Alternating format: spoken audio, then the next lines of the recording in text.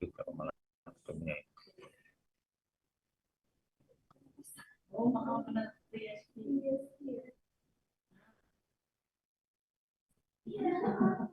Ya, ini ya. Saya berharap nanti peserta pelatihan ya boleh berdiskusi di antara kita diskusi ya, atau saya menyampaikan materi. Jadi tidak harus pakai waktu terakhir. Ya, di sini materi yang mau kita sampaikan adalah tentang initial assessment. Ya, jadi initial assessment. Ini kok ada yang bocor ini ya? Ini yang bocor punya siapa ini? Sorry, sebentar. Oh ya.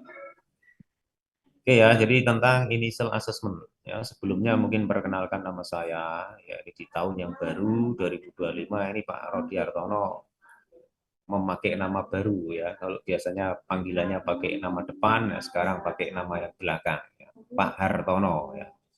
Jadi kalau nanti saudara mau tanya apa silahkan sebut Pak Hartono ya. Oke, initial assessment. Ya, jadi ini kalau boleh tak ilustrasikan ya, tapi saya ilustrasinya pakai apa ya? Tidak ada unsur sara ini ya. Misalnya saudara beragama Islam, eh, diajari sholat dari awal sampai akhir. Nah, nanti di pertemuan-pertemuan lain, saudara itu hanya diajari tentang bagaimana ruku, ya, bagaimana sujud, ya, bagaimana wudhu. Nah, dari keseluruhan itu digabung jadi satu. Ya, Anda harus bisa wudhu, Anda harus bisa sholat. Itulah initial assessment. Maksudnya apa, Pak? Jadi kalau Anda sebelumnya dapat materi apa itu bantuan hidup dasar, ya, kemudian akut coronary syndrome, ya, manajemen airway breathing, manajemen sirkulating, kemudian transportasi evakuasi, itu kan pertil-pertilan atau parsial-parsial. Itu kalau digabung jadi satu kesatuan, jadilah kegiatan yang namanya initial assessment. Ya, jadi artinya kalau sampai saudara dapat nilai A di initial assessment, maka seharusnya ya peradilan-peradilan itu Anda nilainya A plus semua. Jadi kalau sampai nanti Anda di bantuan hidup dasar atau basic life support kok nilainya A plus, ya airway management A plus, ya transportasi evakuasi A plus, semuanya A plus, tapi kok di initial assessment nilainya B, ya ini namanya berarti tidak sempurna, ada kesalahan di diri saudara dalam apa ya memahami ya makna dari initial assessment. Ya itu ya mungkin sekilas introduksi dari saya. Ya, jadi di sini harapannya nanti ya saudara bisa melakukan apa yang disebut dengan penilaian awal. Ya, jadi initial assessment itu kan ya jadi artinya adalah penilaian awal ya, jadi initial ya, assessment ya, jadi pengkajian initial assessment ya, jadi initial assessment adalah penilaian awal. Jadi kalau bahasa lengkapnya di sini kalau pakai bahasa asing ya initial assessment and management of trauma patient. Ya, jadi apa artinya? Penilaian awal dan sekaligus pengelolaan terhadap pasien dengan kasus trauma pastinya. Ya, dengan kasus trauma. Karena kita di BTJLS adalah hal-hal yang berhubungan dengan fokus trauma dan kasus-kasus mendadak. Ya, jadi harapannya nanti setelah Anda ikut di pelatihan ini khusus di stase initial assessment itu apa? Satu, peserta pelatihan yang wajib tahu definisi dari initial assessment. Ya, kedua tahapannya apa? Ya, yang ketiga harus bisa mengidentifikasi masalah pada kasus-kasus dan yang terakhir adalah saudara harus bisa melakukan penata laksanaan secara sistematis ya berdasarkan prioritas masalah. Jadi kalau Anda sebelumnya dapat misalnya triase ya dan lain-lain, maka semua gabungan materi itu jadilah materi initial assessment itu. Ya, jadi apa definisi dari initial assessment itu adalah penilaian sekaligus pengelolaan awal terhadap penderita trauma. Ya, jadi di dalam initial assessment ini setiap peserta pelatihan wajib nanti bisa menilai dan sekaligus mengelola terhadap kasus yang dihadapi korban. Ya.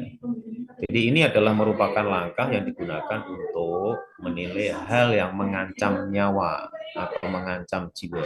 Ya, jadi kalau saya bicara mengancam jiwa, kalau di dunia bidang apa itu keperawatan jiwa nanti beda lagi. Tetapi kalau yang saya maksud jiwa di sini atau nyawa, Anda paham ya peserta pelatihan ya.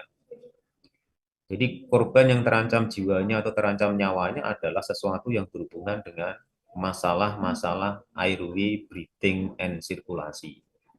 Ya, jadi prioritas utama di sini. Ya, jadi di initial assessment ini intinya adalah bagaimana saudara bisa menilai korban dan sekaligus mengelola ya sesuai dengan prioritas masalah yang dihadapi oleh korban secara cepat, tepat, dan benar.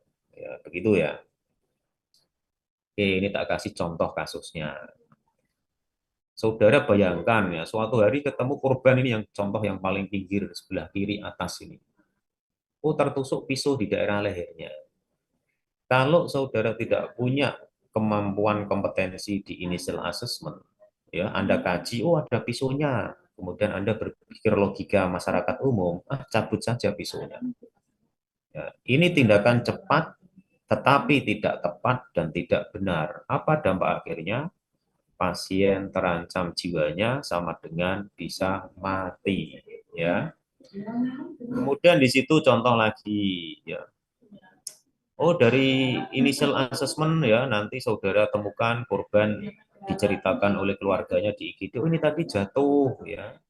Kemudian lengan kirinya yang menopang dia waktu jatuh.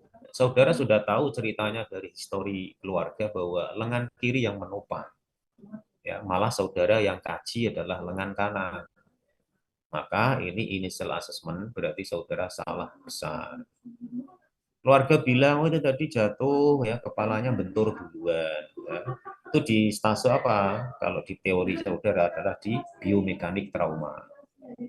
Biomekanik trauma sudah jelas bahwa kepalanya duluan. Atau malah saudara yang tangani adalah toraksnya. Yang saudara tangani adalah ekstremitas bawahnya alias kaki dan kawan-kawan. Ya, salah besar. Oh itu fraktur kruris ya terbuka. Malah saudara lakukan infus di grojok, tetapi apa yang terjadi? Perdarahan yang terbuka tidak saudara dance, ya, tidak saudara tekan. Biarkan aja ngalir terus ya percuma ya. Oh itu tersusuk besi di daerah gluteus maximusnya atau bokongnya ya. Anda cabut ya, kemudian Anda lakukan penanganan tempat lain ya. Perdarahan terus-menerus ngalir, tidak ada tangan. Ini contoh mobil sampai ringsek. Ya, itu berarti kalau kita nanti dapat cerita di IGD misalnya yang ngirim korban. Oh, ini tadi korban kita kirim ternyata mobilnya ringsek, nggak terbentuk sama sekali. Ya, di situ saudara sudah berpikir di initial assessment apa kesimpulannya? Multiple trauma. Ya, jadi trauma di berbagai sisi. Apa tindakannya? Salah satunya pasti ya servikalnya wajib saudara stabilisasi pakai neck collar. Oh itu korban sudah pakai neck collar ya ternyata itu apa matanya bengkak dan hitam semua. Tandanya apa? Ya saudara wajib curiga fraktur basis krani. Ya jadi itu contoh-contoh bagaimana kita melakukan initial assessment secara cepat, tepat dan benar. Ya. Oke ya, nah nanti di initial assessment itu algoritmanya seperti apa, ya urutannya seperti apa. Ya. Jadi urutannya ini kalau kita susun berdasar angka 1 sampai 9, ya Anda harus paham dan sebenarnya bukan hafal ya, tapi harus memahami. Karena kalau Anda hafalkan tapi tidak paham ya nanti tindakannya agak jelas juga. Ya, jadi pertama ya danger. Danger itu selalu identik dengan 3A ya. Jadi kalau Anda di BHD itu basic life support itu kan 3A, aman diri, aman lingkungan, aman korban. ya, jadi danger ya 3A ya, nanti kemudian cek respon ya, respon tidak ada, nanti lanjut ke call for help, langsung pasang monitor dengan indikasi apa, pasien usia 40 tahun ke atas dan seterusnya, nanti kita bahas ya. Primary survey, di otak kita sudah termindset A sampai G maksudnya ya, malah ada yang bilang A sampai H ya, F G H ya, jadi A sampai G, ada yang A sampai H. A sampai H itu manakala 4 itu masuk ke 5. Ya, jadi pasang monitor ini kan monitor apa? Monitor jantung. Ya, jantung itu ya, masuk ke 5. Kalau kalau 4 itu tidak masuk sendiri. Ya, jadi A sampai H. Kemudian lanjut kemana? Kalau itu sudah dianggap semua selesai, primary survey, airway, breathing, sirkulasi, disability, exposure, Foley catheter, ya, gastrik, cup, sampai heart monitor, maka reevaluasi. Ya, dari awal kembali airway-nya gimana dan seterusnya. Reevaluasi selesai, maka masuk ke secondary survey. Ya, nanti ada Pompax atau Ampel atau apa itu nanti kita bahas ya. Reevaluasi kembali, semua selesai, clear, maka rujuk atau maintenance lebih lanjut. Ya, masuk ke ICU atau masuk ke bangsal rawat inap bedah dan lain sebagainya. Ya, jadi ini adalah algoritma di initial assessment yang harus Anda pahami, sehingga sebenarnya semua stase yang ada yang sudah Anda dapatkan, misalnya tadi BHD, ya, kemudian SPGDT, ya, etik legal, itu sebenarnya semuanya masuk ke sini akhirnya. Ya, jadi kalau initial assessment saudara dapat nilai A+, ya seharusnya yang lainnya ya nilai A+ semua. Jadi kalau initial assessment dapat nilai A+, kok yang lainnya B, ya berarti ada kesalahan. Ya, entah itu kesalahan saudara atau kesalahan sistem yang lain. Oke, ini ya. Jadi ini algoritma yang pertama. Jadi Anda bayangkan peserta pelatihan seakan-akan Anda sedang bekerja di IGD atau UGD. Tahu-tahu nanti wing, wing, wing, wing, wing, wing, wing, wing, pasien datang, silep masuk ke IGD. Maka Anda langsung menerapkan konsep danger. Apa isinya? Aman diri, aman lingkungan, aman korban atau aman pasien. Aman diri, ikuti kasus yang ada. Ya, nanti ada APD level 1 sampai 5 dan seterusnya. Ya, kalau yang digambar itu tentu APD level terakhir ya. Jadi semuanya dikerubuti mulai goggle, mata, ya, kepala, ya, tubuh, pakai apron atau pakai jas, jaket, ya, sampai enskun dan seterusnya. Pastinya kalau melihat gitu pasti bawahnya pakai sepatu boot. Ya. Tapi kalau saudara hanya ketemu korban yang tidak infeksius, artinya dia hanya perdarahan dan lain sebagainya, ya ikuti SOP yang ada di tempat masing-masing. Ya, apakah hanya pakai masker dan handscoon, ya, apakah harus pakai lainnya. Ya, intinya aman diri pasti Anda sudah tahu. Berikutnya, ya ini bukan berikutnya, ketiganya bareng sebenarnya ya.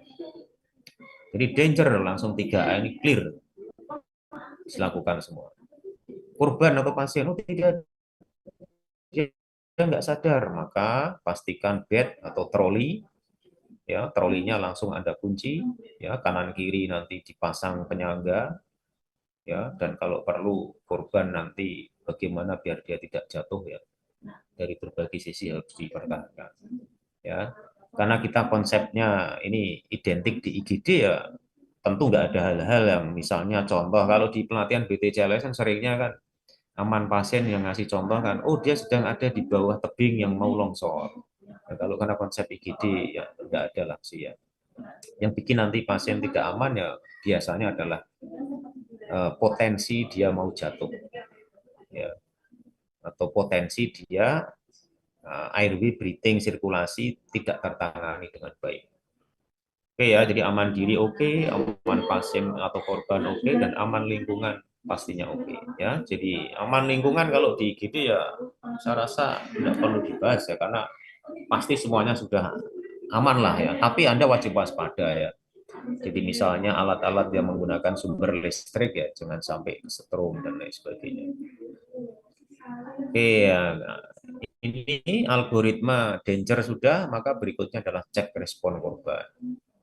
Ya, jadi cek respon korban ini persis Anda bayangkan kayak di basic life support ya, atau bantuan hidup dasar. Jadi alert itu apa? Perhatian. Jadi kita wajib cek korban ya secara verbal misalnya ya. Boleh Anda pakai misalnya Pak, Bu ya. Ini hanya contoh ya. Jadi artinya contoh ini tidak harus Anda ikuti terus. Nanti di mana-mana Anda bekerja selalu pakai bangun Pak, Bu, buka mata Pak, Bu. Tetapi contoh ini adalah contoh yang paling simpel dan mewakili. Ya, Anda mau pakai trik lain selama itu simpel ya oke. Karena kita butuh waktu cepat ya.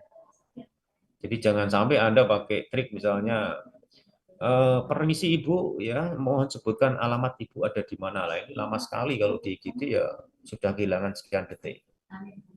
Ya karena kita tujuan utamanya di sini perhatian khususnya merah itu alat itu adalah bagaimana respon korban ya, respon atau unrespon. Ya, jadi lah di sini mungkin saya hanya mengingatkan ya karena sekarang nakes itu sedang disoroti di dunia maya, di TikTok, di Facebook, di mana itu. Kalau jelek menurut mereka diupload, tapi kalau baik tidak pernah diupload. Itu jeleknya netizen. Ya, jadi nakes-nakes yang baik ya bekerja sedemikian hebohnya nggak pernah diupload. Tapi Anda kelihatan salah sedikit bisa jadi masalah. Contoh apa? Anda melakukan cek respon, Anda megangi bukan bahu korban, tetapi apa? Dada misalnya. Ternyata Anda cowok, korbannya cewek. Ya, Anda tepuk-tepuk dadanya. Ya, mbak, bangun, mbak. Meskipun Anda nggak punya tujuan yang jelek, karena mungkin Anda saking cepatnya berespon, ini bisa jadi masalah.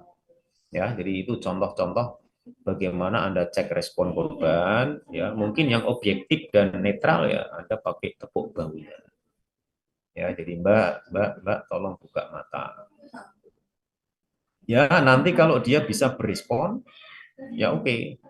Tapi kalau tidak bisa berespon, maka Anda masuk ke algoritma basic life support.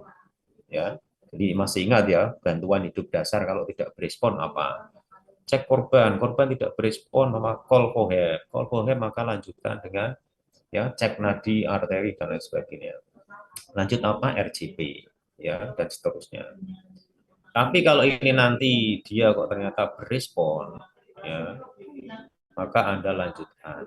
Ya, ini contoh kalau yang unrespon, masuknya algoritma basic life support. Ya.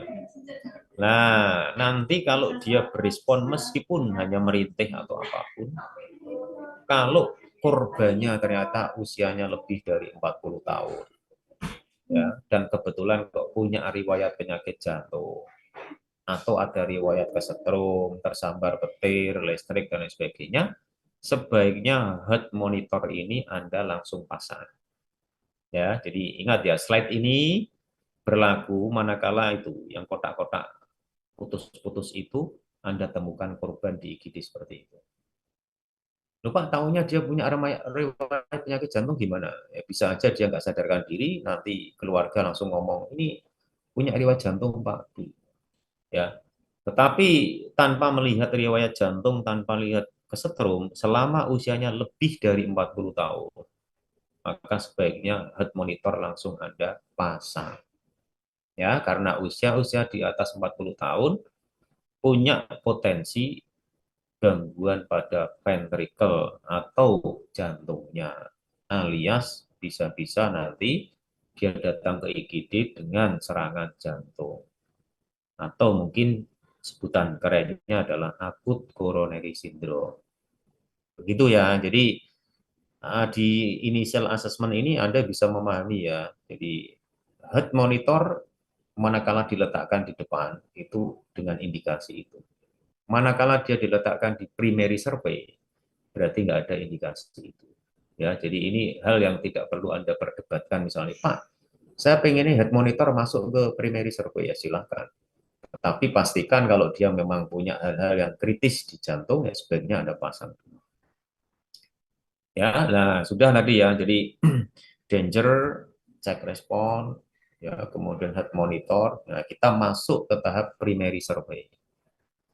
Ya, jembatan keledainya di gawat darurat itu yang paling gampang, jembatan keledainya apa untuk mengingat ya, huruf A sampai G atau huruf A sampai H. Ya, jadi kalau saya menyebut H, berarti heart monitor tadi masuk. Apa itu A sampai H? Airway, breathing, circulation, disability, exposure, Foley catheter, gastric tube, sama heart monitor.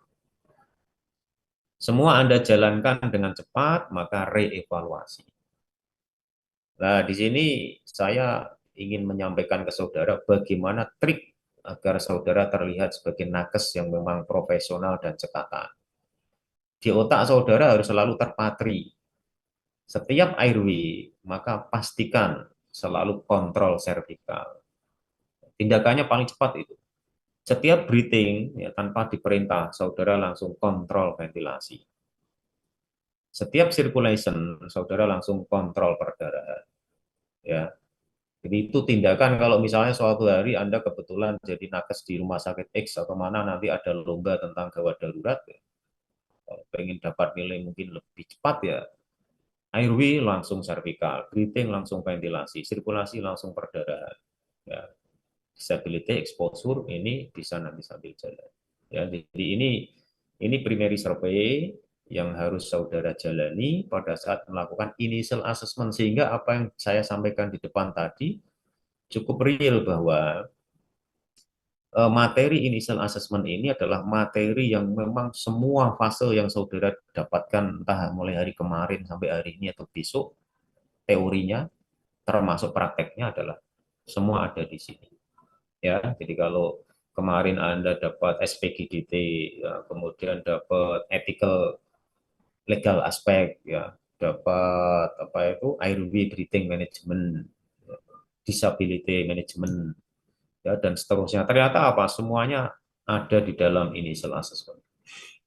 Ya, jadi kita mulai yang pertama di primary survey, airway management, ya, atau initial assessment airway.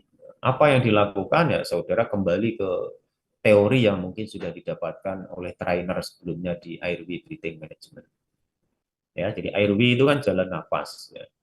Jalan nafas kalau di gawat darurat identik dengan metode LLF, look, listen, and feel. Jadi apa itu? Nah, nanti saudara akan ketemukan ya berbagai hal yang mungkin di initial assessment, tanda gejala yang kemudian Anda lakukan tindakan secara cepat dan tepat.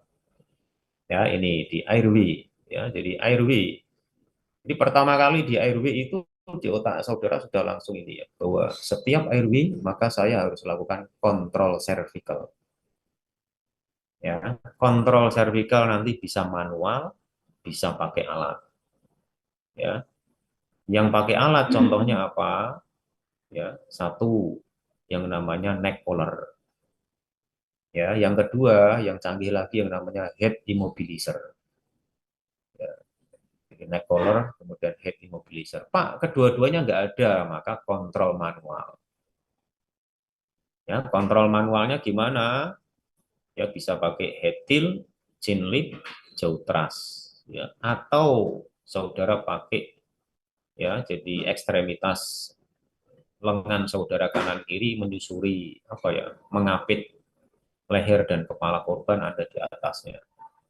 Ya, jadi di dalam primary survey untuk airway ini saudara lakukan yang namanya tindakan look, listen, and feel. Look, lihat. Apa yang dilihat? Ya, naik turunnya dinding dada. Ya, kemudian kondisi gelisah tidaknya korban. Ya, kemudian adakah trauma di daerah-daerah yang berhubungan dengan airway. Listen, ya, saudara dengarkan. Ya, apakah ada suara ya tambahan, ya suara jalan nafas yang tersumbat dan lain sebagainya. Feel Anda rasakan. Meskipun feel ini sekarang ya gara-gara kasus COVID-19 itu pil mulai ditiadakan. Ya, tetapi nggak ada salahnya, cuma Anda harus tahu tekniknya ya, karena look, listen, and feel ini kan posisinya kan bareng ya. Jadi dengan cara mata saudara melihat dada, telinga didekatkan ke hidung korban, ya, kemudian pipi ada di atas hidung korban. Itu look, listen, and feel. Tetapi dengan kasus COVID-19 hanya diserahkan di look and listen. Ya, jadi dari look and listen ini nanti akan timbul kajian, ya, hasil kajian. Ya. Apakah ada sumbatan, apakah tidak. Ya, jadi sumbatannya total, apakah parsial. Ya, jadi kalau sumbatan total itu, ya, istilah kerennya adalah cuking. Ya, maka nanti tindakannya apa ya? Cuking management. Ya, kalau sumbatan parsial, kemungkinan nanti Anda akan mendengarkan suara, bisa gargling, bisa snoring, bisa stridor. Ya, jadi kalau gargling ini identik orang kumur-kumur, artinya apa? Di jalan nafas korban berarti ada cairan. Ya, bisa sputum, bisa air liur, saliva, bisa juga darah atau cairan lain. Ya. Kemudian stridor, ya, ini ngorok. Artinya apa? Lidah berarti jatuh ke belakang. Kalau snoring, ini suara yang menggesek jalan nafas, ya, gitu. Ya, lebih berat. Ini identik apa? Jalan nafas korban mengalami pembengkakan, ya, atau dalam kurung mudahnya adalah anatomi jalan nafas mengalami perubahan. Ya, jadi kalau gargling stridor itu kan anatominya nggak berubah, ya, hanya ada sumbatan. Tetapi kalau snoring ini anatomi jalan nafasnya berubah. Contohnya apa, Pak? Pada saat seorang korban kebakaran terperangkap di dalam gedung, dia menghirup udara panas, maka jalan nafas yang penuh dengan mukosa itu nanti jadi bengkak atau udin. Pembengkakan udin itu bisa menimbulkan suara snoring. Ya, apa tindakannya? Ya, jadi bisa dilakukan dengan section orofaringal airway, ya, nasofaringal airway, ya, artificial, ya, airway maupun airway definitif. Ya, dan itu semua pasti Anda sudah masuk nanti ke materi di masing-masing. Ya, kalau di sini berarti Anda materi spesifiknya adalah airway breathing management. Ya. Jadi misalnya section, ya. Kita ambil contoh section ya. Pak, kami sedang di UGD ya. Kemudian initial assessment menunjukkan suara gargling. Nah, ini mau tak lakukan section. Ternyata sectionnya nggak ada. Maka tindakan manualnya apa?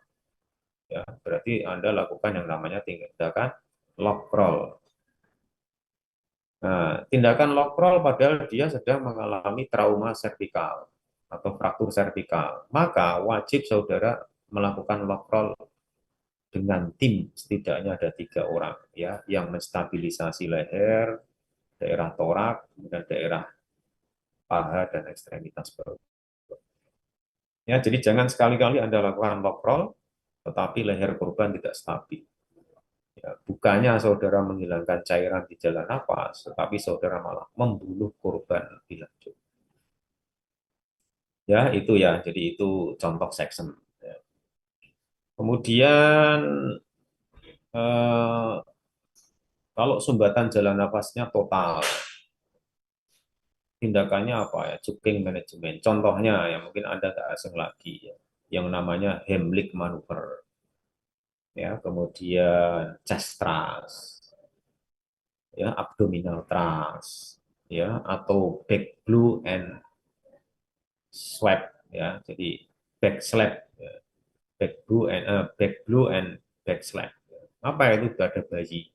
Jadi nanti punggungnya di apa ya, dipukul, tapi pukulannya nanti pakai teknik ya, jadi punggungnya. Nah, ini teman-teman pelatihan, peserta pelatihan BPJLS, ya, pada saat saudara mau kontrol servikal, ya, artinya mau memanage leher korban, ya, pastikan ya lehernya itu mengalami trauma servikal apa tidak. Apa ciri-ciri kalau mengalami trauma servikal? Ya, 1 sampai 4 tersebut memenuhi syarat. Ya, tidak harus 4-empatnya, tapi bisa salah satu dari 4 itu. 1, Ya, dia datang dengan riwayat trauma kapitis. Ya, kepalanya bentur menurut keluarga dan ternyata pada saat ke UGD kesadarannya turun. Maka servikalnya wajib saudara kontrol, ya, pakai manual ataupun pakai alat. Ya, jadi kalau manual di sini gimana Pak untuk membebaskan jalan nafas kalau ternyata dia punya trauma kapitis, ya. Oh, dia berarti kan kita curiga fraktur servikal. Maka tindakan kita untuk membebaskan jalan nafas ya pakai tindakan yang namanya jauh tras. Oh, ternyata dia tidak punya masalah dengan fraktur servikal, ya. Pembebasan jalan nafasnya manual ya dengan menggunakan head tilt chin lift. Ya, gitu ya. Tetapi kalau nanti dia ada trauma kapitis, wajib saudara menggunakan head immobilizer atau neck collar untuk dipasang. Ya, ternyata indikasi satu enggak ada Pak, tetapi dua, ya. Jadi ada jejas atau luka atau lecet, ya, di atas klavikula. Di atas klavikula ini di mana ya? Bisa di hidung, di mulut, ya, di dahi, di telinga kanan atau kiri atau di kepala bagian belakang. Ya, meskipun korbannya kelihatan tenang, tetapi kok ternyata ada jejas di sana, Anda wajib curiga, maka wajib pasang netral. Ya, satu tidak, dua tidak, Pak, tetapi tadi, ya, jadi dia ternyata jatuh guling-guling, ya, semuanya lecet atau malah semua ada luka, ya, jempol jarinya luka, ya, lututnya luka, perutnya luka, ya, ekstremitas atas luka, ya, dahinya luka, pipinya luka. Ini multiple trauma. Artinya apa? Kita wajib curiga korban kemungkinan mengalami fraktur atau trauma servikal, sehingga wajib servikalnya dikontrol, ya, bisa pakai manual, ya, dengan lengan kita menyusuri kanan kiri kepala nanti menuju ke bahu, yaitu manual, tapi yang jangka lama ya tentunya pakai neck collar, ya, atau head immobilizer. Ya, jadi nah, kemudian ternyata satu dua tiga tidak ada, tetapi empat. Biomekanik trauma itu artinya apa? Dari riwayat perjalanan traumanya itu, ilmunya itu mendukung ke sana. Misalnya, ini gimana ini tadi Bu, bapaknya kok dibawa ke UGD ini kenapa? Oh, itu tadi naik pohon durian. Pada saat naik pohon durian karena musim hujan, licin, dia kepleset jatuh kepala duluan. Ya, jadi kalau ada kata-kata kepala duluan berarti biomekanik trauma mendukung. Mendukung untuk apa? Curiga fraktur servikal. Ya, sehingga apa? Wajib dikontrol servikalnya. Ya, pakai neck collar. Ya, jadi di sini bisa paham ya. Jadi di initial assessment itu di samping Anda melakukan apa? Pengkajian awal secara tepat sekaligus dilakukan pengelolaan terhadap masalah yang ada itu. Ya, jadi airway clear, ya, di sini sudah kita kaji dan sekaligus kita tangani. Misalnya, ya. Kemudian kita masuk ke B, breathing. Apa breathing di sini? Ya, Anda harus punya prinsip kontrol ventilasinya atau manage ventilasinya. Ya, bagaimana cara mengkaji di breathing? Ya, kita pakai IAPP, inspeksi, auskultasi, palpasi, baru perkusi. Ya, jadi dari IAPP ini nanti saudara bisa menemukan kasus-kasus tension pneumotorak, open pneumotorak, hemotorak, flare chest, tamonado jantung, dan hal-hal lain. Ya, ini semua yang saya sebutkan di slide adalah materi-materi di fase-fase BPJS pelatihan. Ya, nanti pasti ada materi yang namanya trauma toraks. Ya, nanti di sana dikaji tentang gimana trauma toraks dan sebagainya. Nah, kalau sudah ketemu kasus itu ya tata laksananya sesuai dengan kasus itu. Ya, jadi misalnya tension pneumotorak, ya, atau open pneumotorak, ya, nanti tata laksana gimana. Ya, jadi di kontrol ventilasi ini pastikan ya di breathing ini ya dari hasil IAPP itu tata laksananya apa ya? Anda kasih oksigenasi. Ya, oksigenasi pastikan nanti oksigenasi itu efektif sehingga nanti terkaji di sana oh frekuensi napasnya jadi normal. ya saturasi oksigennya jadi normal. Jadi selama frekuensi napas belum normal, SpO2 belum normal, berarti oksigenasi atau breathing dari korban pasien ini belum tertangani. Ya, dan ini contoh dari saturasi oksigen ya. Saya sadur dari kasus waktu dulu yang terkenal dengan istilahnya apa itu COVID ya. Jadi dulu ada istilah happy hypoxia ya. Jadi banyak sekali orang-orang dengan COVID ya ngomong-ngomong sama tetangga nih ya dia masih tertawa-tertawa tahu-tahu masuk kamar ya dalam hitungan menit meninggal. Ternyata apa? Waktu itu dia sudah hipoksia sedang berat ya, tapi tidak kelihatan. Ya, jadi ini kalau di IGD ya pemberian oksigenasi kita pakai jenis apa? Anda ikuti saturasinya. Jadi 95 sampai 100%, interpretasinya kan normal itu saturasinya. Kita pakai maintenance oksigenasi. Ya, ini oksigenasi pemeliharaan. Oke apa nasal kanul ya 1 sampai 6 liter per menit. Oh ternyata saturasi oksigennya kurang dari 90 ya sampai 85. Anda pakai RM ya, rebreathing mask atau NRM non rebreathing mask ya tergantung nanti ya dia apa itu eh, dari apa ya istilahnya pola pola napasnya nanti kelihatan. Jadi kalau dia kok frekuensi napasnya kok cepat sekali, ya, berarti tidak ada kesempatan apa itu CO2 keluar. Ya, kalau tidak ada kesempatan CO2 keluar, berarti CO2 di dalam tubuhnya tinggi. Ya, jadi kalau tinggi ya kita jangan pakai RM. Kenapa? Kalau pakai RM berarti CO2-nya nanti dihirup kembali ya, tambah tinggi nanti. Harus pakai NRM. Ya, seperti itu. Ya, dan seterusnya. Nah, ini contoh ya. Jadi nasal kanul itu nanti delivery oksigennya berapa atau ketercapaian oksigen yang masuk itu berapa ya, dari flow rate atau istilahnya apa ya aliran oksigen ya. Kalau 1 liter per menit oh ternyata capaiannya 24% di dalam darah 6 liter ternyata 44%. Oh simple mass ternyata sampai 60% ya. RM atau NRM oh sekian persen ya. Jadi ini hal-hal yang harus Anda pahami bahwa kita penggunaan alat-alat tertentu capaiannya sampai mana. Jadi kalau Anda ingin memberikan oksigenasi kok sampai tercapai 80%, kok Anda pakai nasal kanul, ya tidak masuk. Kok pasiennya tetap nggak berubah ya? Kok breathingnya kok bermasalah? Ternyata Anda pakai nasal kanul misalnya. Ini hanya sekedar mengingatkan kalau di airway breathing management ya. Jadi saya mengingatkan kalau Anda mau pakai apa ya tindakan rescue breathing ya, atau tindakan bagging ya. Jadi bagging dengan menggunakan BVM ya back valve mask itu cara megangnya kayak gitu ya. Jadi yang di mulut korban ini istilah kerennya adalah tangan penolong atau tangan petugas ini jari-jarinya namanya easy clamp ya. Jadi atau ya huruf E sama C ya clamp. Jadi C clamp atau easy clamp.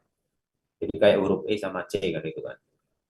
Jadi itu metode yang efektif. Pak, bolehkah saya tidak pakai e-secret? Yang penting tak genggam ya. Itu dari hasil penelitian mungkin belum ini ya. Jadi yang disarankan ya pakai e-secret. Ya, jadi ini Anda harus paham ya. Jadi sebagai seorang petugas di IGD kok sampai tidak ngerti bagian-bagian dari BVM misalnya ya. Jadi ini penampung udara, ini reservoir ya, ini konektornya, konektor antara reservoir dengan bag ya. Ini adalah bagnya. Nah, bag nanti ada volumenya ya, kapasitas volume yang untuk dewasa ini 1.500 mili, anak 500, kalau neonatus adalah 300 mili. Jadi kalau Anda pengen ngasihkan dewasa kok 1.000 ya jangan Anda pencet sampai pol. Kalau Anda pencet sampai pol berarti Anda ngasih 1.500 mili kan begitu. Nah, Anda pakai bagnya neo mau ngasih separuhnya 150 mililiter kok Anda pencet full ya salah. Kemudian di sini ada filternya dan ini ada maskernya. Ya. Iya, nah ini rescue breathing ya. Jadi mungkin ini Anda bisa pelajari kembali di airway breathing management ya. Jadi ini saya hanya mengingatkan lah nanti bagaimana kita rescue breathing kalau BVM-nya dikoneksikan dengan oksigen ya. Ya, jadi Anda hitung eh, apa istilahnya ya. Pencetannya sekitar ini 700 sampai 1000 mililiter. Berarti apa ya hampir kalau kita lihat tadi bag-nya kan untuk dewasa kan 1.500 ya. Kalau Anda suruh ngasih 1000 ya berarti Anda bisa memperkirakan. Jadi 2/3 pencetannya dari total. Jadi, kalau Anda pencet full sampai jari dengan jari Anda ketemu di bag itu berarti kan 1.500. Ya, jadi ini konsep initial assessment di breathing tadi IAPP ya. Kita nggak boleh perkusi dulu karena takutnya tindakan perkusi nanti bisa menyebabkan perubahan ya apa yang ingin kita kaji. Jadi Anda bayangkan ini misalnya torak korban, Anda ketok dulu, tok tok tok tok tok, ya, Anda perkusi. Ternyata di situ ada perdarahan. Perdarahannya bukannya berhenti malah semakin berat gara-gara perkusi. Nah, maka tindakan di pemeriksaan fisik breathing ini urutannya adalah inspeksi ya, kok infeksi ya, inspeksi ya, kemudian auskultasi ya, kemudian palpasi baru perkusi. Ya, perkusi itu yang terakhir. Ya, jadi inspeksi ini Anda bisa menemukan frekuensi napasnya, ya, jejas ada apa tidak, dinding dadanya simetris apa tidak, naik turunnya gimana, ya, vena jugularisnya tertahan apa tidak, trakeanya lurus apa tidak, ya. Kalau sampai itu semua kok ada kelainan ya berarti breathing pada korban sedang mengalami masalah, ya, trouble. Kemudian dari apa ini auskultasi.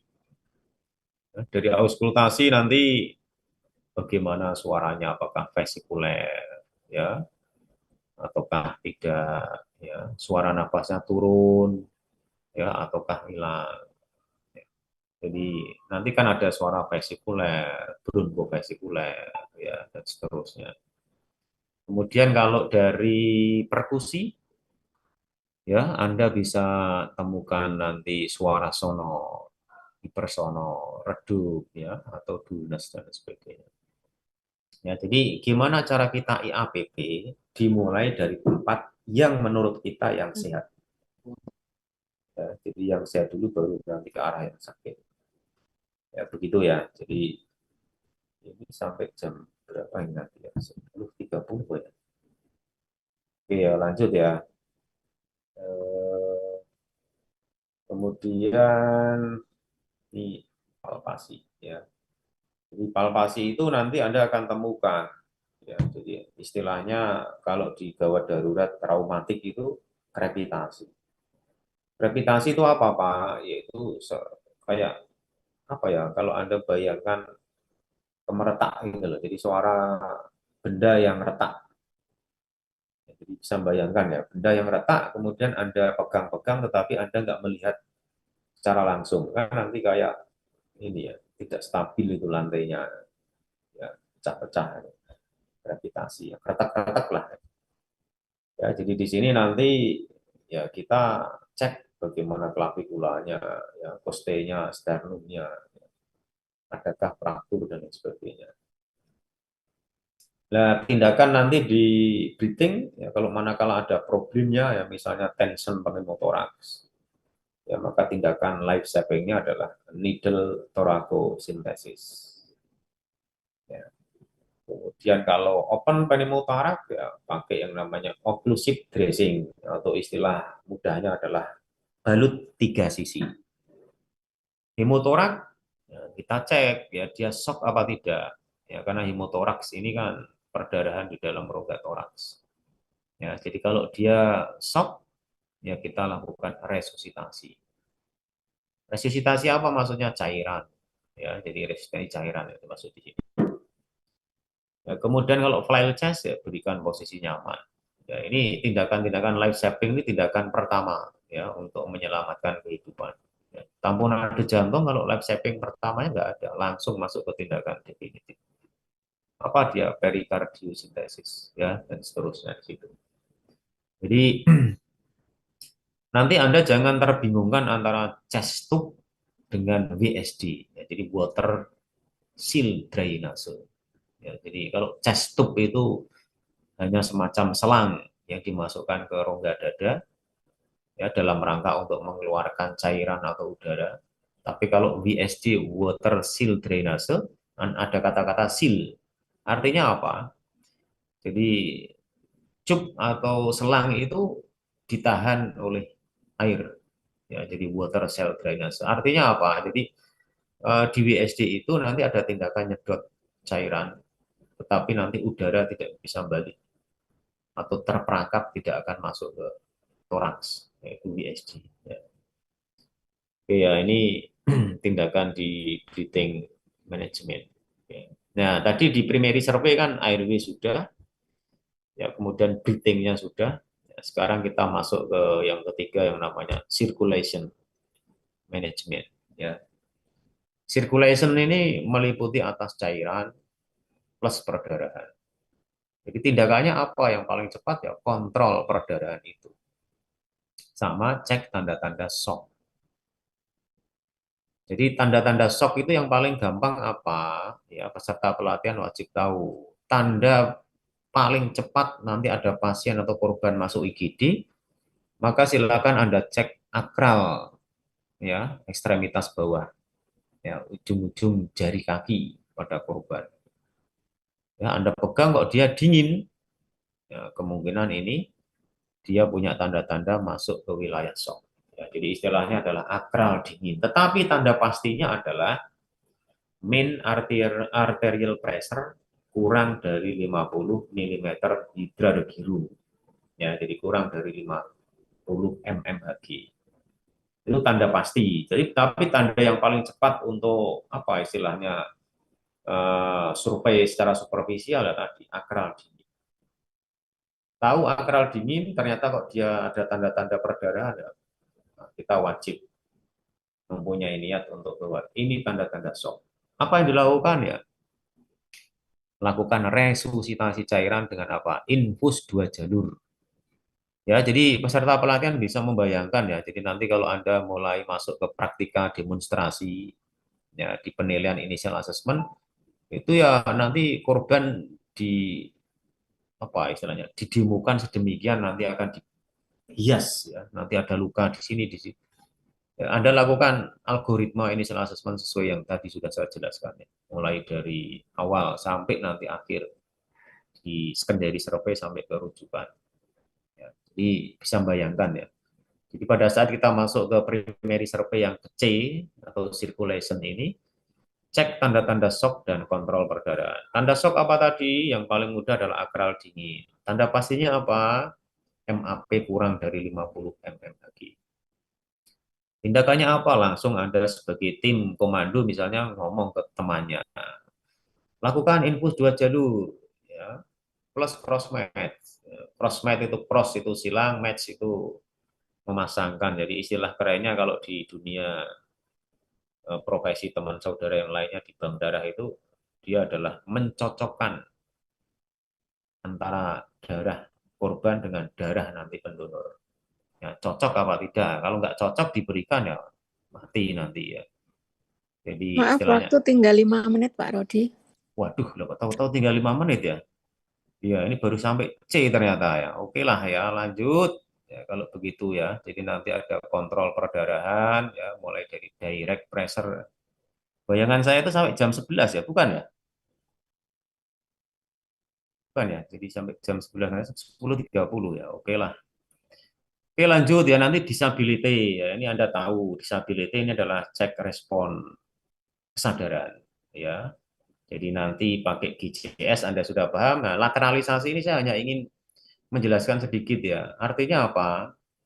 Nanti Anda cek pupilnya. Kalau pupilnya nanti kok isokor, kanan kiri sama, berarti tidak ada tanda lateralisasi. Tetapi kok Pak ternyata pupil yang kanan lebih lebar dari kiri, berarti lateralisasi ke kanan. Artinya apa? Kalau kanan lebih lebar, berarti otak atau kepala sebelah kiri ada gangguan. Jadi sistemnya silang, ya, lateralisasi. Motorik, ya nanti kanan kiri Anda cek. Lengan, ya jari-jarinya suruh genggam tangan saudara, kemudian Anda angkat, mana yang tahanannya lebih kuat. Ya. Itulah yang tidak lateralisasi. Tahanannya yang lemah berarti dia lateralisasi. Misalnya kok yang lengan kiri kok lemah, berarti kepala atau otak bagian kanan yang mengalami gangguan. Ya, itu cek di lateralisasi. Ya, kemudian eksposur, ya di eksposur ini saya hanya mengingatkan kepada pencegahan hipotermi. Ingat, ya, jantung seseorang bisa berhenti itu hanya gara-gara hipotermi. Jadi kalau nanti Anda eksposur kok salah ya, semua baju dibukai semua, ya, ternyata hipotermi, pasiennya berhenti jantungnya. Bayangan saudara karena dampak dari trauma kecelakaan, bisa-bisa karena petugasnya yang salah. Ya. Kemudian masuk ke F, ya, jadi di Foley kateter. Ya, jadi di Foley kateter ini yang wajib Anda pahami adalah sebelum memasang kateter urin, maka pastikan tidak ada kontraindikasi. Ya, jadi kontraindikasinya apa? Tidak ada hematum skrotum. Ya, tidak ada perdarahan di orifisium uretra eksterna. Ya, kalau sampai ada itu ya nggak bisa dilakukan. Ya, kemudian gastric tube, ya, jadi bisa NGT, nasogastric tube, bisa orogastric tube. Kontraindikasinya apa? Fraktur basis krani. Ya, Anda ingat fraktur basis krani ciri-cirinya rakun ais, ya, battle sign, rhinore atau otore. Ya, kemudian lakukan reevaluasi dari A sampai H, ya. Jadi airway-nya gimana, breathing-nya gimana, oh clear, clear, clear, clear, semuanya stabil, stabil, normal, normal. Nah, maka masuk ke yang namanya secondary survey. Tindakan secondary survey apa? Vital sign, ya, kemudian cek anamnesis, pakai bahasa Indonesia yang namanya kompaks, atau pakai bahasa Inggris yang namanya EMPL. Kompak ya, keluhan, obat, makan, penyakit, alergi, kejadian. Kalau ampel apa? Alergi, medication, ya past history, last meal, sama event kejadian. Contoh atau event itu apa? Kita tanya ke keluarga, gimana ini tadi Bu kronologi kejadiannya? Ya, jadi seperti itu ya maksudnya. Oke, kemudian head to toe, pemeriksaan fisik head to toe dengan metode BTLS. Bentuk, tumor, luka, sakit. Ya, bentuknya gimana, ada benjolan apa tidak, ada luka apa tidak, sakit apa tidak. Ya, Pak, kemudian sampai jam 11 ternyata Pak Rodi, maaf. waduh lah ini tiwas Masih tak aman, kebut masih ya. aman. Ini PP-nya sepertinya agak nggak fokus ini. Tiwas tak kebut ini tadi ya. Oke lah kalau begitu Sambil ya. diimprove aja ya. Ya, ya, ya, ya. Kalau selesai ya nanti suruh jel-jel terus sampai jam 11 ya. Tadi saya pakai gas trail kecepatan 110 km per jam. Iya, teman-teman peserta pelatihan ya. Lanjut ya, jadi ini secondary survei-nya, kemudian nanti ada pemeriksaan penunjang dan rujukan. Jadi nanti kalau Anda demonstrasi praktika initial assessment, pada saat masuk ke secondary survey, salah satunya saudara demo seakan-akan menelpon ruang lab dan ruang radiologi plus ruang IBS, instalasi bedah sentral. Ya, misalnya contoh nanti ya di praktika initial assessment. Permisi laboratorium, ini dari UGD, ya, kita ingin mengirimkan, ya, kita ingin minta dan mengirimkan sampel darah untuk dilakukan cross-match. Ya, mohon kiranya nanti situ karena korban nanti mau kirim ke kamar operasi. Radiologi kita mau mengirimkan korban laki-laki dewasa usia 45 tahun ya dengan kasus trauma toraks ya. Mohon kiranya nanti pemeriksaan penunjangnya di radiologi adalah foto toraks. Nanti sana siap, oke kirim. IBS juga begitu. IBS kita mau kirimkan korban ya dengan tindakan apa itu reposisi di fraktur kruris, ya, korban dalam posisi sadar dan seterusnya. Seperti itu ya. Pemeriksaan penunjang ternyata kok semuanya clear, oke ya, siapkan. Kalau perlu rujukan, kalau nggak perlu rujukan ya selesai. Ya, rujukan di sini yang saya maksud adalah rujukan ke rumah sakit lain kalau dibutuhkan. Ya, kalau tidak dibutuhkan ya berarti apa? Ini adalah menuju ke bangsal setelah IGD. Ya, misalnya ICU, ini korban sudah kita stabilisasi semua, jadi airway, breathing, sirkulasi semuanya clear. Ya, dengan kasus misalnya trauma toraks atau dada, kita mau kirim ke ICU untuk maintenance long term, ya, jadi asuhan pengelolaan jangka panjangnya di ICU.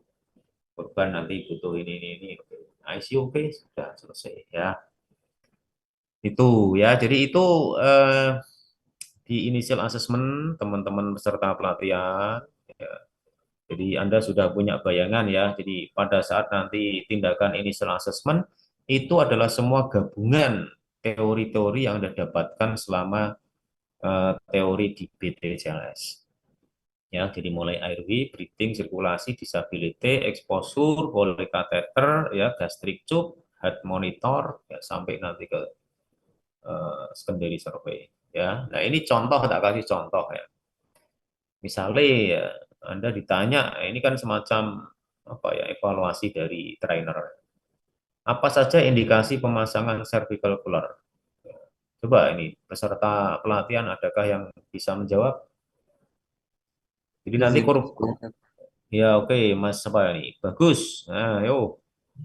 Kalau dari tadi penjelasan yang sudah dipaparkan itu seperti contohnya ada indikasi multiple trauma, kemudian Hmm, ada indikasi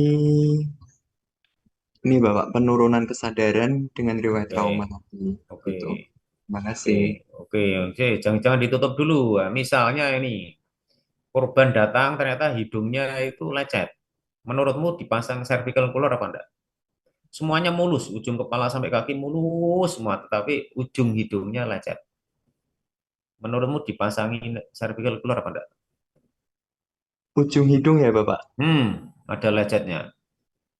Kalau hanya lecet, Hmm. seharusnya sih enggak sih ya Pak, menurut Ya, saya. jadi nanti Mas Bagus ya termasuk teman-teman peserta pelatihan sebagai orang IGD sudah berani jawab seharusnya, maka itu kesalahan besar. Kenapa? Ingat ya, indikasi cervical collar tadi apa? Salah satunya ada trauma atau jejas dari klavikula ke atas. Hidung tuh masuk ke atasnya klavikula apa enggak? Ya, Masuk, Pak. masuk ya. Jadi diingat-ingat ya. Jadi kita jangan berprasangka berdasar diri kita. Pak mulus semua Pak, cuma hidungnya lecet itu. Ya, jadi prasangka kita wajib prasangka berdasar seorang gadaris sejati. Ya, jadi kalau Anda jadi seorang gadaris sejati itu kalau jadi orangnya namanya apa? Gadarer ya. Kan rocker apa itu kan. Ya. Jadi ya wajib masuk cervical collar. Ya, gitu ya Mas Bagus ya. Ya, sudah jawab dengan baik lah. Nah, misalnya tak kasih contoh lagi peserta pelatihan ya. Ternyata nanti korban itu diusung keluarganya datang. Oh ini tadi ini eh, kepalanya bentur duluan, ya, tetapi dia sadar kok itu. Kalian pasang cervical collar apa enggak peserta pelatihan? Tetap Pasang, dipasang Bapak. Bapak. Pasang. Kalau diindikasi dia masuk ke tema apa tadi? Biomekanik trauma, Bapak. Nah, pintar semua ya Mbak Nadia ini ya. Jadi biomekanik trauma mendukung. Ya, apa makna biomekanik trauma adalah prosedur teori yang memungkinkan historinya itu mendukung ke sana. Itu namanya biomekanik trauma. Ya, begitu ya. Oke, sampai sini mungkin yang bisa kami sampaikan ya. Kalau ada peserta yang mungkin ingin berdiskusi atau ya, Pak saya punya pengalaman, silahkan. Ya. Tapi sebelum saudara tanya-tanya mungkin tak kasih stimulus ya. Jadi saya dulu ya Pak Hartono ya, sekarang manggil saya Pak Hartono ya, jangan Pak Rodi ya. Jadi saya itu dulu pernah bekerja di rumah sakit bagian IGD ya, hampir setahun ya. Bayangan saya itu kalau di lab itu apalagi di PT CLS ya, itu genjot yang namanya RJP itu kan gampang sekali. Ya, RJP pakai manikin wah gampang sekali itu. Waktu itu ada korban ya orangnya besar, gemuk. Ternyata apa yang terjadi? Kita RJP tidak mempan itu pakai genjotan tangan kita nggak mempan. Padahal RJP atau bantuan hidup dasar AH 2025 ya Pak ya? 2025, 20, ya ini 2025 belum keluar ya, berarti ikutnya 2020 ya yang terakhir ya. Benar ya? Itu kan harus ini kan quality apa itu RJP ya. Jadi mulai cepat apa itu cepat dan dalam ya. Itu waktu itu nggak bisa. Akhirnya apa? Kita pakai prinsip yang penting ada tindakan untuk menggoyangkan apa toraks sehingga nanti setidaknya itu kardio nanti terdampak. Apa yang kita lakukan ya kita pukul-pukul dadanya, tetapi di daerah sternum tentunya. Ya, karena kalau pakai apa itu poste dan lain sebagainya takutnya nanti fraktur. Meskipun fraktur itu adalah salah satu efek samping yang penting life savingnya terjaga dulu. Ya, jadi waktu itu teman-teman kita itu nggak mempan semua orangnya yang gemuk ya sama aja nggak mempan. Ternyata luar biasa. Itu ya kemudian juga kita pernah mengalami ya korban datang ke IGD dengan dadanya itu tertusuk keris.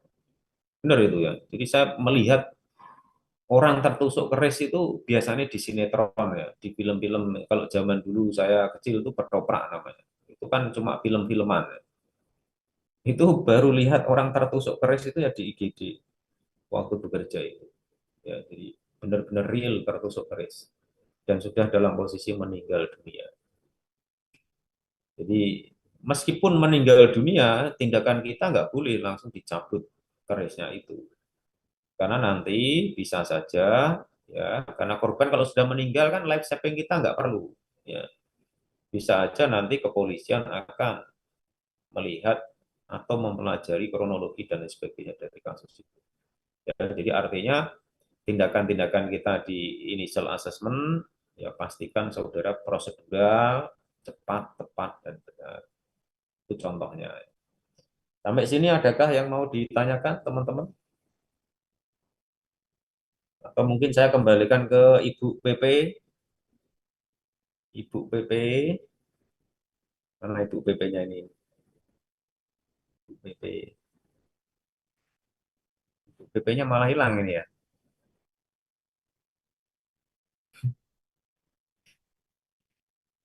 Ibu PP. Halo teman-teman, ada yang tanya? Nanti bisa bayangkan ya, ini kebetulan yang nanti initial assessment itu yang pas praktika dengan siapa, saya nggak hafal ini. Berarti nanti saudara itu akan dikasih pasien yang sudah kita hias, yang sudah kita apa ya, sudah kita poles. Nah, nanti masuk ke sana, ya saudara ibaratnya kayak di IGD, ya kemudian nanti yaitu saudara harus eh, melakukan demonstrasi initial assessment. Ya, jadi masuk korban, maka pertama langsung saudara sebagai komandannya misalnya, jadi pemimpinnya di tim itu ya, tolong teman-teman semua pakai handscoon, misalnya seperti itu. Itu berarti danger. Ya. Semua pakai handscoon, ya. Dan langsung silahkan misalnya Hartono lakukan cek respon korban, ya.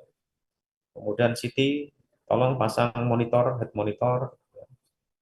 Kemudian Agus lakukan primary survey, airway, ya. Kemudian Handoko lakukan breathing, ya, dan seterusnya.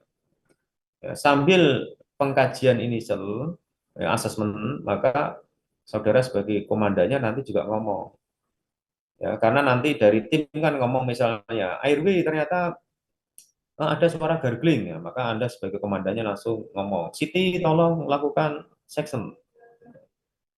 Section sudah dilakukan, ya, ada cairan yang terhisap dan airway-nya mulai clear, ya, tidak ada cairan. Evaluasi dan seterusnya, ya. Jadi nanti di praktika apa itu initial assessment gambarannya seperti itu ya teman-teman peserta pelatihan. Oke, PP-nya mana nih Bu Sugi? Halo? Ya, Pak. Nah, ini. Halo. Ini. Karena tadi suruh ngebut, tak kebut. Oke, nggak apa-apa. Masih Ini ada teman-teman, waktu. ya teman-teman ada pertanyaan apa enggak ini peserta Ya, pelatihan? monggo teman-teman silakan bertanya. Mumpung materinya bagus ini. Atau sudah jelas semua ya? Atau malah bosen itu ya? Makanya tak ganti nama saya itu biar saudara nggak bosen gitu loh. Ya, kemarin ketemu Pak Rodi di semesteran, sekarang ketemu Pak Hartono di pelatihan. Ya, monggo. Ada Mas Pugu, ada Mas Alan, ada cewek-cewek cantik. Silahkan monggo untuk bertanya lagi. Atau sudah jelas semua? Oke, kalau sudah jelas, monggo Pak Rodi untuk closing statement-nya. Ya, Pak Kami Hartono silahkan. Bu ya. Oh, Pak Pak Hartono Hartono, bukan? oke. Nah, Pak Hartono ya. Ya, Pak Hartono, silahkan monggo. Closing statement. Oke ya, closing statement-nya. Ya, jadi mungkin tidak mengarah ke teori ya, tidak mengarah ke slide-slide saya yang saya jelaskan ke peserta pelatihan. Closing statement saya adalah, jika saudara nanti yakin passion saudara menjadi seorang gadari sejati, ya, jadi kalau Anda nanti yakin jadi seorang gadari sejati, pastikan jangan pernah ragu dalam kehidupan saudara. Ya, karena keraguan itu tidak cocok Anda jadi petugas IGD. Ya, misalnya tak kasih contoh ya peserta pelatihan ya, ini tadi gargling apa snoring ya, gargling, apa ya, tak section apa tak lock roll lah, ragu terus ya pastinya mati duluan. Ya, mungkin begitu closing statementnya Bu Suki. Baik, terima kasih Pak Hartono. Untuk selanjutnya silahkan berikan tepuk salut buat beliau. Yuk, tepuk salut. Salut, salut. Salut, Salut, salut. salut. Salut. Terima Terima kasih, Terima Pak. kasih Pak Ah, Rodi. Terima kasih, terima Pak. kasih.